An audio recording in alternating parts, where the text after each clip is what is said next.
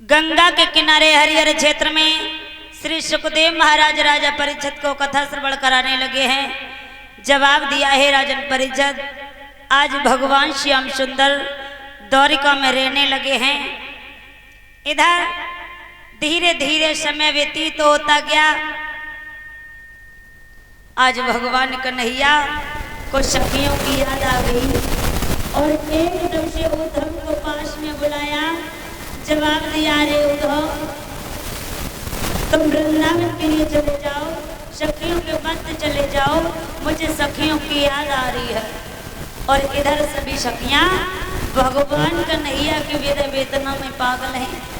और भक्तों, साथ ही साथ एक बात और बताई है कि भगवान योगीराज कृष्ण ने उद्धव को ही खत क्यों दिया।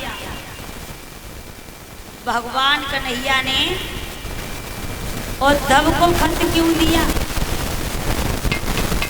परीक्षित महाराज,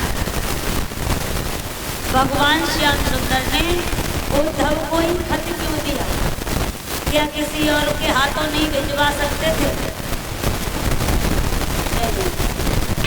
क्योंकि उद्धव को अपने ऊपर घमंड था। घमंड क्या था कि हमारे अलावा इस संसार में भगवान कन्हैया को कोई भी नहीं चाहता है।